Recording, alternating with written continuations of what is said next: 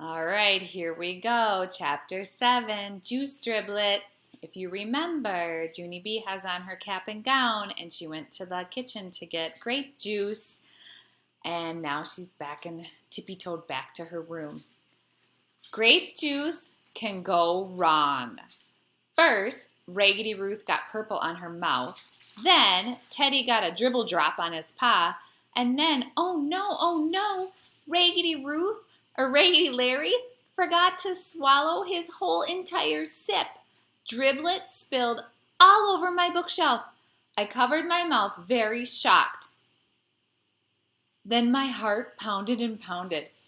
'Cause if grape juice gets on my rug, I am in big trouble, Missy.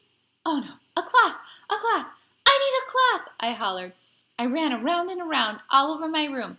Then all of a sudden my eyes looked down at my clothes, and what do you know? I saw all the cloth I needed. I quick took it off of me and I soaked up the driblets. Oh, my shoulders felt relief in them. Phew, that was a close one, I said. After that I walked to my bed and I plopped on my pillow.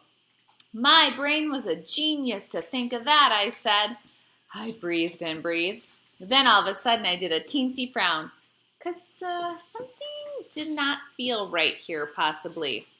I covered my head with my sheet. Then I turned my head very slow, and I peeped up at my bookshelf. My stomach did a flip-flop because I saw my graduation gown, that's why.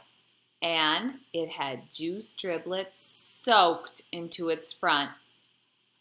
She used her gown to clean up the juice, didn't she, friends? Yikes. I looked at Raggedy Larry real mad. Oh no, look what you made me do, I said. You made me use my graduation gown to soak up that juice. Great, Larry, just great. After that, Raggedy Larry got put under my bed, and he did not come out again. Juice driblets do not go away, not even if you erase them with your brand new eraser, or color them with your brand new white crayon, or if you brush them with Daddy's new whitening, brightening toothpaste. I brushed up and down and all around, but the driblets did not budge. Shoot, I said. Now I will look like a sloppy baby at graduation, and I'm not even the one who dribbled. Just then I heard a knock on my door. It was Grandpa Miller. Junie B, is everything okay in there? He said. My heart got very pounding again. Yes, Grandpa. Yes, everything is perfectly perfect, I hollered. I'm just playing with my stuffed animals, that's all. Grandpa Miller knocked some more. Could you open the door, please? He asked. I felt tension in me because I didn't want him to see my problem, that's why. I quick pushed my graduation gown under my bed. Then I opened the door a teensy crack. Hello, how are you today? I said. I am fine, except I am right in the middle of something, so I would like to get back to it, please. Grandpa Miller was holding baby Ole. He looked disappointed at me. Oh, phooey, he said. Now that I've got your brother cleaned up, I thought maybe you and I could teach him how to play checkers. I looked at Ole. He was wearing a clean shirt with purple polka dotties. No, thank you, I said. Maybe I'll teach him checkers some other day. I waved at my Grandpa Miller, very sweet. Well, nice seeing you again, Frankie. Goodbye, I said.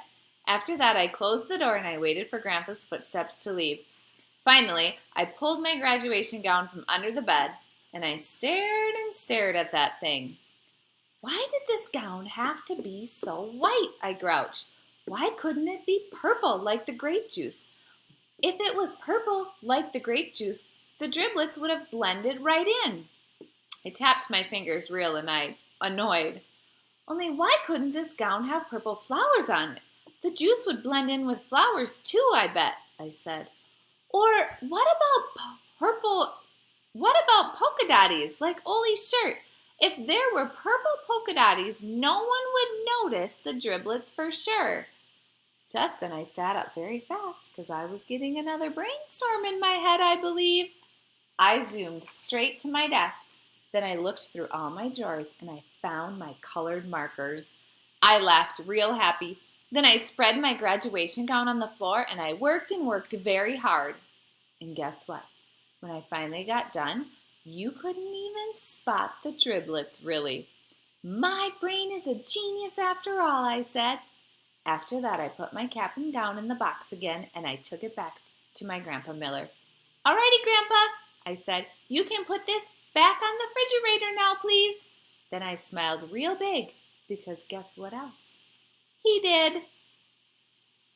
Did anybody figure out what Junie B did to her graduation gown? Tomorrow's chapter is called Getting Ready.